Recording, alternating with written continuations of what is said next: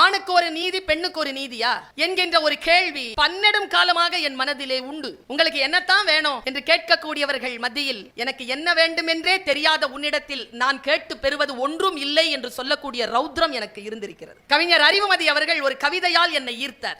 பெண்ணினுடைய நிலை குறித்து இதை விட சிறப்பாக வேறு எந்த கவிஞனாலும் சொல்லிவிட முடியாத நிலையில் உச்சம் தொட்ட ஒரு கவிதை அது. இதுதான் கவிதையின் தொடக்கம். கொஞ்சம் மனசுல இருக்கிற கேமரா ஆன் பண்ணிக்கோங்க.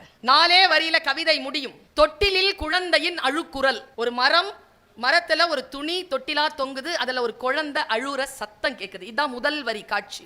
தொட்டிலில் குழந்தையின் அழுக்குரல். வரப்பில் பண்ணையார். வயல் இருக்கு, வரப்பு இருக்கு, வரப்புல ஒரு பண்ணையார் உட்கார்ந்து இருக்கார். இது 2வது வரி. 3வது வரியில் கவிதையை நிறைவு செய்கிறார் பெருந்தகை. தொட்டிலில் குழந்தையின் அழுக்குரல், வரப்பில் பண்ணையார், வயலில் சொட்டியது தாய்ப்பால். இதை விட ஒரு பெண்ணிற்கான அன்றாட சுமைகளை, அவள் தாய்மை மறுதலிக்கப்படுவதை, அவள் பெண்மை மறுதலிக்கப்படுவதை, அவள் உழைப்பு சுரண்டப்படுவதை வேறு எந்த கவிஞனும் எழுதவில்லை என்பதனால் அந்த கவிஞனை பற்றி சொல்லிவிட்டு என் பேச்சை தொடங்கலாம் என்று நான் நினைத்தேன். மரத்தினால் புத்தனுக்கு பெருமையா, புத்தனால் மரத்திற்கு பெருமையா? மரம் போதித்ததனால் சித்தார்த்தன் புத்தன் ஆனானா? புத்தனாக வந்து அவன் உட்கார்ந்ததனால் அந்த போதி மரம், அந்த அரச மரம் போதி மரம் ஆனதா? இப்படி யோசிக்கிறேன் நான். எல்லா மரங்களும் சாதாரண மரங்கள் தான். அமருகின்றவர்கள் புத்தர்களாக இருக்கின்ற பொழுது அந்த மரம் போதி மரமாகிறது. வெறும் போதி மரங்களை புகழ்ந்து பேச நான் வர இல்லை. அந்த போதி மரங்களுக்கு ஒரு புத்தன் கிடைக்க வேண்டுமே என்ற தேடலோடு தான் இந்த தலைப்பை நான் அணுகுகிறேன். இந்த புத்தக திருவிழாவில் லட்சக்கணக்கான புத்தகங்கள் இருக்கின்றன. அவையெல்லாம் வெறும் மரங்கள் தான்.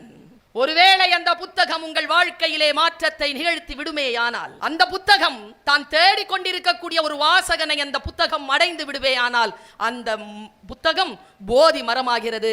தேடப்பட்ட நீங்கள் புத்தனாகிறீர்கள். உங்களால் தேடி அந்த புத்தகத்திற்குள் சென்று விட முடியுமா? பல மேடைகளில் நான் பேசி இருக்கிறேன். பேசிக்கொண்டே இருந்த பொழுது இப்படிப்பட்ட ப்ளூ பர்தாக்கள் அங்கேயும் ஒட்டப்பட்டு இருந்தது, அங்கேயும் கட்டப்பட்டு இருந்தது. மேடையில் இருக்கின்ற நான் திரும்பி அதை பார்க்கிறேன், பேசிக்கொண்டே அதை வாசிக்கிறேன். இப்படி எழுதப்பட்டிருந்தது அந்த வாசகம். நான் உங்களை அப்படியே பசுமையாக கடத்துகிறேன். நீங்கள் எந்த புத்தகத்தையும் காசு கொடுத்து வாங்க முடியாது. அப்பதான் எல்லாரும் காசு கொடுத்து புக்கை வாங்கிட்டு போயிட்டு இருக்காங்க. அந்த பேரறிஞன் சொல்லுகிறான், நீங்கள் எந்த புத்தகத்தையும் காசு கொடுத்து வாங்க முடியாது. அடுத்த வரிதான் முக்கியம். நீங்கள் வாங்குவதெல்லாம் அந்த புத்தகத்தின் அச்சு கூலியும் காகித கூலியுமே தவிர புத்தகத்தை உங்களால் காசு கொடுத்து வாங்க முடியாது. சிந்தனையை எப்படி வாங்குவீர்கள்? நீ என்ன மதம், நான் என்ன மதம், நீ என்ன சாதி, நான் என்ன சாதி, கேட்டு கேட்டு காயப்படுகிறார்கள். நான் எப்படி சொல்வது? பாரதியின் 2 கவிதைகளை சொல்கிறேன். போதி மரமாக எனக்கு அந்த புத்தகம் மாறக்கூடிய 2 கவிதைகளை நான் சொல்லுகிறேன். நீ என்ன ஜாதி, நான் என்ன ஜாதி என்று கேட்கின்ற பொழுது 1921 முன்னால் இறந்து போன, சுதந்திர தேசத்தை பார்த்தே இராத, அடிமை தலையினால் இந்த உலகம் தவித்துக் கொண்டிருந்த அந்த வேளையில் எழுதுகோல் எடுத்து ஒருவன் எழுதினான், காக்கை குருவி எங்கள் ஜாதி, நீள் கடலும் மலையும் எங்கள் கூட்டம், நோக்கும் திசையெல்லாம் நாம் அன்றி வேறு இல்லை, நோக்க நோக்க களியாட்டம் என்றானே. அதுதானே சங்க இலக்கியம் சொல்லுகின்ற சிறுமனை, அலவன் சிறுமனை. சங்க இலக்கிய புலவன் கூட வாழும் உயிர்களை நம்முடைய உயிர்களாக மதிக்க வேண்டும் என்று சொல்லிக் கொடுத்தவன். அசையா மலையையும் என் ஜாதி என்று பேசியவன் பாரதி. கடலை என் கூட்டம் என்று சொன்னவன். நான் நினைத்து பார்க்கிறேன், நீ எந்த மதம் என்று யாரேனும் கேட்கிறார்களா? ஏன் கட்டியும் கேட்கிறாங்க. கூப்பிட்டா முதலில் அடையாளப்படுத்தப்படுவது என் மதம். ஆஹா, மதம் கூட 2வது தான். ஃபர்ஸ்ட் பொண்ணு, 2வது மதம், 3வது ஜாதி. நல்ல வேளை எனக்கு இருக்கிற மதத்துக்கு ஜாதி இல்லை, தெரியாது. தெரிஞ்சா சொல்லிட்டு தான் இருப்போம். தெரியாத ஒரு சூழல்ல வந்து ஒரு மதத்துல இருக்கிறோம் நாங்க. பாரதி சொல்கிறான், உங்களுக்கு போதி மரமாக அந்த கவிதை மாறுகிறது பாருங்கள். நீங்கள் புத்தனாக இருந்தால் தான், இல்லை என்றால் அது வெறும் கவிதை தான். நான் இப்படி சொல்றது வழக்கம். வெறும் கயிறு தான். கருத்து ஏற்றி கட்டினால் காப்பு, கருத்து ஏற்றி கட்டினால் தாலி. வெறும் சோறு தான், கருத்து ஏற்றினால் தான் பிரசாதம். கருத்து ஏற்றணும்ல, வெறும் சொல் தான். கருத்து ஏற்றினால் வந்து, கருத்து ஏற்றி பார்த்தால் தான் மரம் தான், அரச மரம் தான். கருத்து ஏற்றி பார்த்தால் போதி மரம். கருத்து ஏற்றப்படணுமே. பாரதி எப்படி கருத்தை ஏற்றுகிறான் பாருங்க. இந்த மாதிரி சொல்றதுக்கான துணிச்சல் இப்போ வரணுங்க, இப்போ வரணும். எப்படி சொல்றான் பாருங்க. ஏய், யாரா கடவுள் இப்படி கேட்கறான். அவன் ஒரு மதக்காரன், ஒரு மதத்தை பின்பற்றுபவன். அந்த மதத்தில் நின்று கொண்டு பேசுகிறான். யாரா கடவுள்? எது கடவுள்? ஆத்தி சூடி இளம்பிறை அணிந்து மோனத்திற்கு முழு வெண்மேனியான் சிவன், கருநிறம் கொண்டு பார்க்கடல் மிசை கிடந்தோன் விஷ்ணு, மஹமது நபிக்கு மறையருள் தந்தோ புரிந்தோன் அல்லாஹ், இயேசுவின் தந்தை யெகோவா, என உருவகத்தாலே பலர் உணர்ந்தும், வார்த்தை பாருங்க எப்படி சூடா வருது, இன்னைக்கு சொல்லிருங்களா பாப்போம்.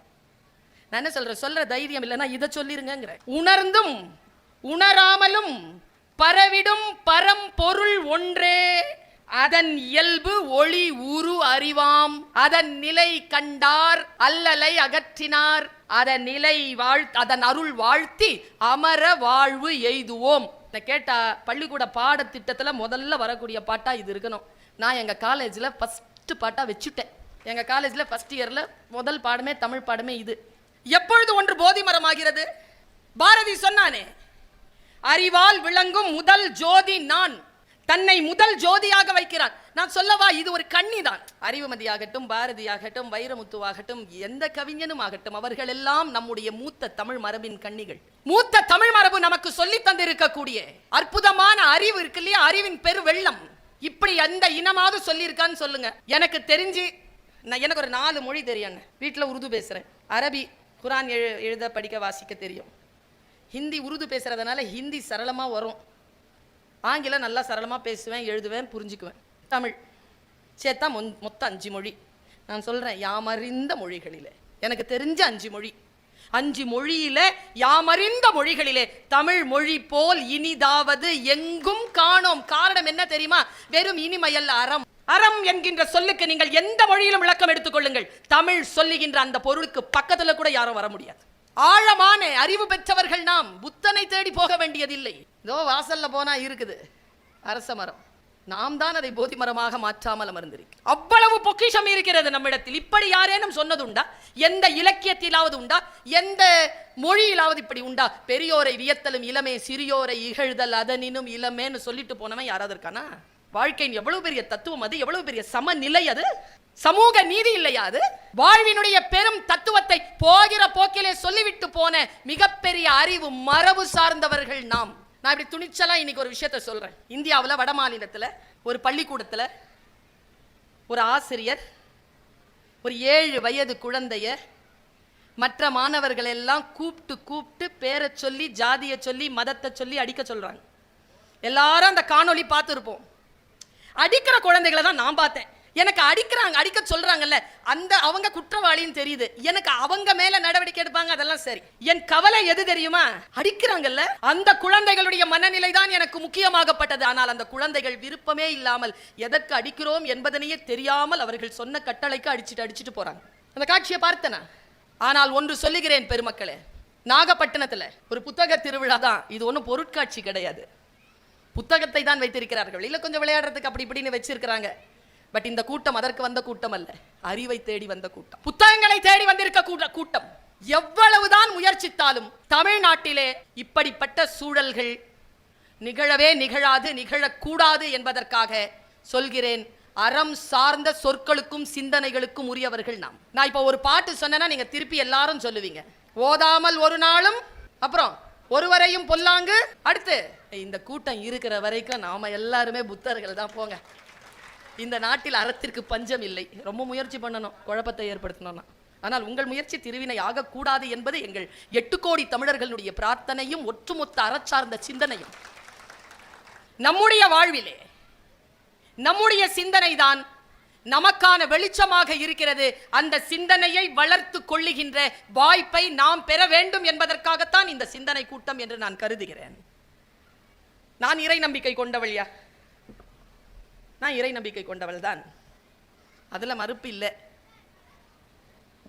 ஆனால் ஜாதியிலே நம்பிக்கை இல்லாதவள், உயர்வு தாழ்விலே நம்பிக்கை இல்லாதவள். உயர்வு தாழ்வின் மீது எனக்கு ஒருபோதும் நம்பிக்கை கிடையாது. குரானிலே ஒரு வார்த்தை இருக்கிறது, நான் உங்களை குலங்களாகவும் கோத்திரங்களாகவும் பிரித்திருக்கிறேன், அவை உங்களை அடையாளம் காண்பதற்காகவே தவிர உங்களிடத்தில் உயர்வு தாழ்வு சொல்வதற்காக இல்லை என்கின்ற வேதம் படித்து வளர்ந்தவள் நான்.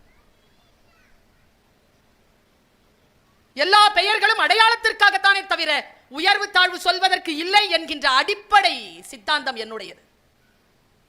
நான் அந்த ஒரு பலத்தில் சொல்லுகிறேன். சமீபத்தில் ஒரு கருத்தை வைத்து என் சிந்தனை சென்றது, நான் அதை நாகப்பட்டினத்தில் பகிர்கிறேன். என்னுடைய அம்மா சின்ன வயசிலிருந்தே இறை நம்பிக்கையை அதிகமாக ஊட்டி வளர்ப்பார், ரொம்ப அதிகமாக ஊட்டி வளர்ப்பார். இப்ப கூட போன வாரம் ஏதோ ஒரு பிரச்சனை வந்தது. எங்க அம்மா ஒரே வார்த்தை சொன்னாங்க, எதுக்கு இவ்வளவு போராடுற? என்னுடைய காலேஜ்ல 4 மணி நேரம் எங்களுக்கு FDP ப்ரோக்ராம் நடத்தினாங்க, ஃபேக்கல்டி டெவலப்மெண்ட் ப்ரோக்ராம். 4 மணி நேரமும் ஒருத்தரே பேசினார். எவ்வளவு வலிக்கும் தெரியுமா?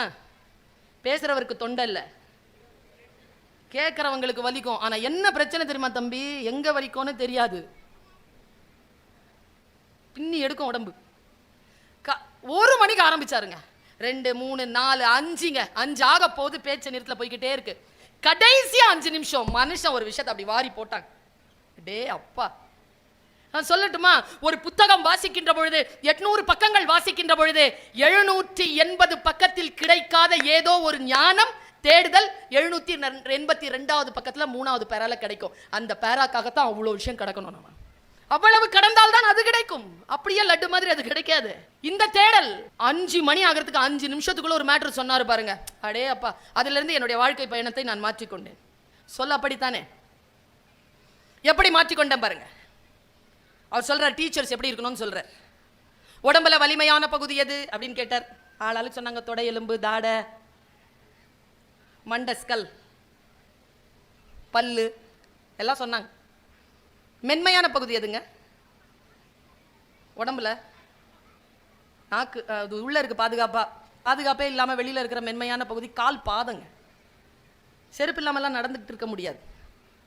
கால் பாதம். இந்த மண்டை இருக்குல்ல, இது நல்லா டைட்டா தானே இருக்கா? இது வலிமையானதா, பாதம் வலிமையானதா? எது வலிமையானது, பலமானது எது? மண்டையா கால் பாதமா? மண்டை தான் பலமானது, பாதம் மென்மையானது. ஸ்கின் ரொம்ப மெதுவா இருக்கும், முள்ளு இருந்தா குத்திரும், டக்கு சூடுனா சட்டுன்னு பட்டும். இப்போ முடி இங்க இருக்கணுமா அங்க இருக்கணுமா? இயற்கையின் படிக்கு அவர் கேட்டார், நான் கேட்கல. டீச்சர்ஸ்க்கெல்லாம் டீச்சர்ல அவர் கேட்கிறார், காத்துக்கு தானே இருக்கணும், ஏன் மண்டையில வச்சான் அப்படின்னு அவர் சொல்றார். இந்த மண்டையில உடம்புலயே சூப்பரான ஒரு பொருள் இருக்கும், அதுக்கு பேர் மூளையாம். இந்த உடம்புல இருக்கக்கூடிய எல்லா பகுதிகளுக்கும் இல்லாத ஒரு ப்ரொடெக்ஷனை மண்டைக்குள்ள அந்த அந்த மூளையை வச்சு அதுக்கு மேலே வந்து ஒரு லேயர் போட்டு, அதுக்கு மேலே ஒரு கூலண்ட் போட்டு, அதுக்கு மேலே அந்த ஸ்கல்லுக்கு மேலே முடி, இதெல்லாம் இயற்கை பாதுகாத்து வச்சிருக்கு அந்த அந்த மூளைக்கு.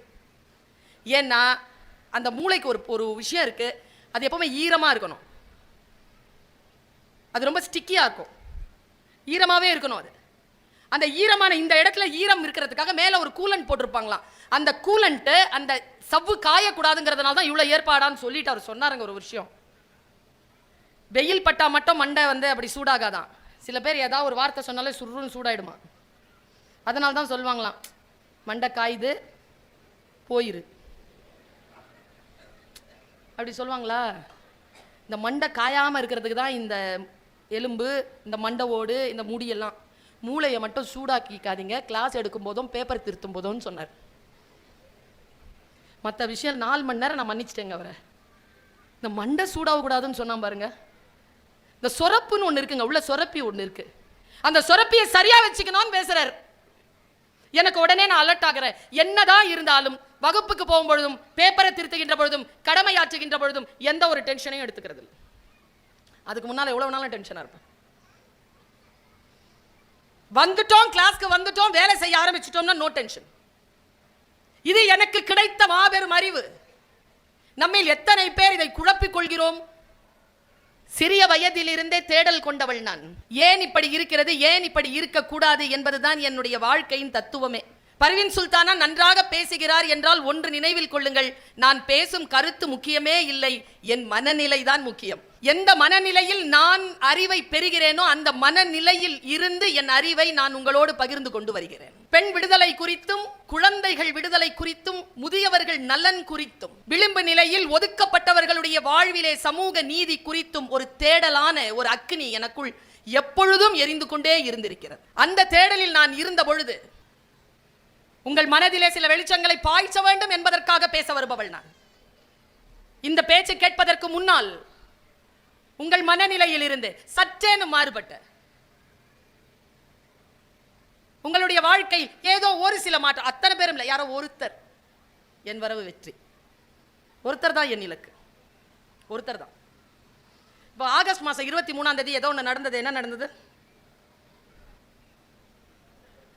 Very good. எனக்கு ரொம்ப சந்தோஷங்க.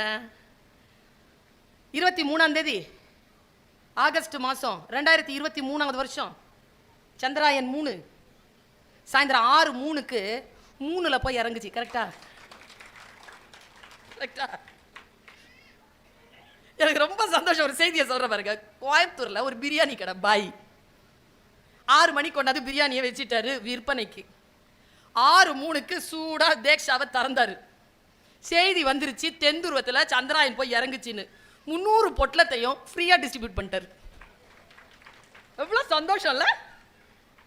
நம்ம நாடுங்க, வீரமுத்துவேல் தமிழன், இஸ்ரோவின் இயக்குனர். சாதிச்சோமா இல்லையா? தென்துருவத்தில் போய் அப்படி வச்சோமா இல்லையா? அதை பற்றிய ஒரு வரலாறு சொல்லிட்டு போறேன் பாருங்க. முனை முகத்து நில் என்கிறான் பாரதி, முனை முகத்து நில்லேல் என்கிறாள் ஔவை. யார் சொல்ல கேட்டுக்கணும்னு முடிவு பண்ணிக்கோங்க. இப்போ ரோட்ல இறங்குறீங்க, ஃபர்ஸ்ட் வந்துடணும்னு நீ ரோட்ல வண்டி ஓட்ட முடியாது, உனக்கு முன்னால் ஒருத்தன் ஓடிட்டு தான் இருப்பான். சரியா? அங்கெல்லாம் முந்திட்டு நிற்க முடியாது, பார்த்து தான் போகணும். நான் ஒரு வரலாறு சொல்றேன், இது உங்களுக்கு ரொம்ப உதவியா இருக்கும், அதனால சொல்றேன். முதல்ல ஒரு விண்கலம் போச்சா சந்திரனுக்கு? சந்திரனுடைய நிலத்துல முதல்ல கால் வச்சது யாரு? சொல்லுங்க. எல்லாருக்கும் தெரியுமே. எப்படி தெரியும்? நான் சொல்லவா எப்படி தெரியும்? சிலதுக்கு தான் படிச்சு தெரியும். நம்மள நிறைய பேருக்கு சந்திரனை தொட்டது யார் ஆம்ஸ்ட்ராங்கோ, அதுல தான் தெரியும் நீல் ஆம்ஸ்ட்ராங் தான் ஃபர்ஸ்ட் தொட்டதுன்னு. இந்த வரலாறு தெரியுமா? ஃபர்ஸ்ட் போய் சந்திரன் மண்டலத்தில் இறங்குச்சுல விண்கலம், அதில் ஓட்டிட்டு போன பைலட் இருக்கார்ல, அந்த பைலட்டு நீல் ஆம்ஸ்ட்ராங் கிடையாது. நான் இதை சொன்னேன்னு வச்சுக்கோங்க, உங்களுக்கு உண்மையாவே ஒரு ஒரு வெளிச்சம் கிடைக்கும், ஒரு சின்ன ஒளிவட்டம். அந்த கலத்தை ஓட்டிய பைலட் பேரு எட்வின் சி ஆல்ட்ரின். 12 வருஷம் மூன்வாக் பண்ணவன், 3 வருஷம் வீட்டுக்கு கூட போகாம புவியியல் சக்தி இல்லாமல் இருக்கின்ற இடத்தில் நீந்தி நடந்து பயிற்சி பெற்ற இன்டென்ஸ் ட்ரெயினர் அந்த கலத்தின் பைலட். பக்கத்தில் இருக்கிறான்ல அவன் பேரு நீல் ஆம்ஸ்ட்ராங், அவன் கோ பைலட். அவன் ஸ்பேஸ்மேன் கிடையாது, அவன் சீமேன். கடலிலே கப்பலிலே பயிற்சி பெற்றவன், ஆழ்கடல் குதிச்சு பயிற்சி பெற்றவன். அங்க புவியீர்ப்பு சக்தி இருக்காது, பயங்கர பயிற்சி அவனுக்கு. அங்க பயிற்சி பெற்றவன் இங்க வந்து ஜெயிச்சுட்டான், இங்க வந்துட்டான். அவனுக்கு ஒரு 2 வருஷம் ட்ரைனிங். இப்போ 2 பேரும் இருக்கிறாங்க உள்ள களத்துல. போய் களம் இறங்குச்சு. என்ன நடந்தது? உங்கள் அத்துணை பேருக்கும் சொல்லுகிறேன். நீங்கள் வாழ்க்கையில் மாணவர்களாக இருக்கலாம், அதிகாரிகளாக இருக்கலாம், குடும்ப தலைவர்களாக இருக்கலாம், உறுப்பினர்களாக இருக்கலாம், தொழிலாளர்களாக இருக்கலாம், யார் வேண்டுமானாலும் இருக்கலாம். யார் வெற்றியாளர்கள்? எந்த துறையை நீங்கள் சார்ந்தவராக இருந்தாலும் அந்த துறையில் யார் ஜெயிப்பார்கள் என்பதை சொல்கிறேன். களம் போய் இறங்கிருச்சு, கதவு திறக்குது. நாசால இருந்து அறிவிப்பு வந்தது. Now the pilot shall pass. Pilot குதிக்கலாம், ஆர்டர் வந்துருச்சு. இப்போ நான் தான் எட்வின் சி ஆல்ட்ரின் நிற்கிறேன். 12 வருஷம் ட்ரைனிங்.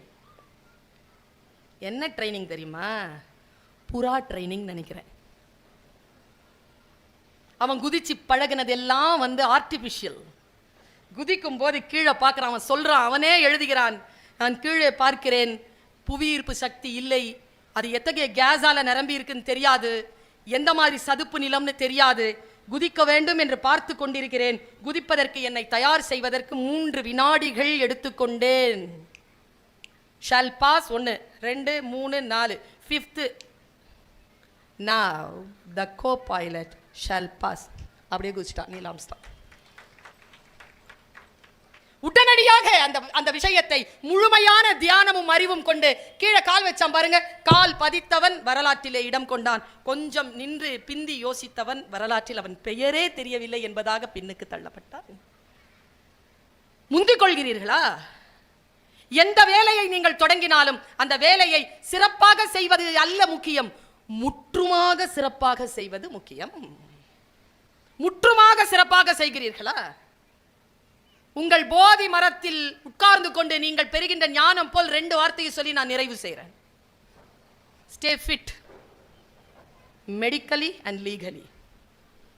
சட்டப்பூர்வமாகவும் மருத்துவ ரீதியாகவும் ஃபிட்டா இருங்க. இந்த ஃபிட்னஸ் தான் உங்களை அடுத்த கட்டத்திற்கு எடுத்து செல்லும். யாரோ ஒருவன் தொட்ட சிகரத்தை தொடுவது அல்ல சிகரம் தொடுவது. உங்கள் உயரத்தின் எல்லையை தொடுகிறீர்களா, நீங்கள் சிகரம் தொட்டவர்கள்.